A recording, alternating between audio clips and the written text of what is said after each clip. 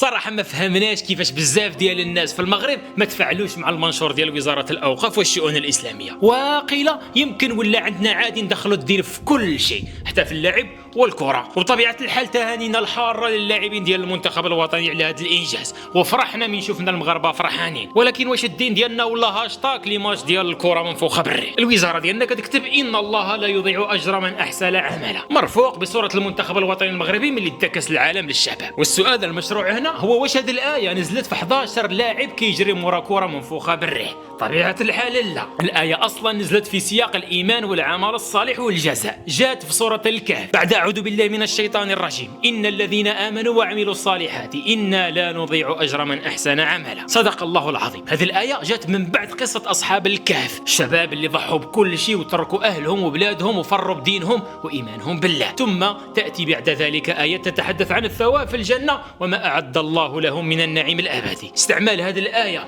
بهذه الطريقه في موضع لعب وترفيه يفرغها من معناها العميق ويحولها الى جمله تسويقيه عابره على الفيسبوك. الكنيسه في القرون الوسطى كانت تستعمل النصوص المقدسه في الكتاب المقدس في امور لا علاقه لها بالدين والجوهر ديالو. كانت مثلا كتفرق صكوك الغفران باسم الدين مقابل المال والسلطه. وهذا الاستخدام المصلحي للنصوص الدينيه هو اللي خلق فيما بعد الثوره الفكريه ضد هيمنه الكنيسه، وادى فيما ادى بالناس يكرهوا شي حاجه سميتها الدين، ومازالين حتى لدابا الاوروبيين نافرين من شي حاجه سميتها الكنيسه ولا الدين بسبب هذا الاستخدام المصلحي ديال الدين من طرف الكنيسه. لا احد يعارض الفرح بالفوز ديال المنتخب الوطني، لكن طارت ولا نزلت كتبقى لعبه فقط كره منفوخه بالريح كيجريو وراها الدراري. انا ربما غلط في هذا الفهم ديالي، وكيهمني نعرف واش انت متفق معايا ولا لا. نصحونا في التعليق.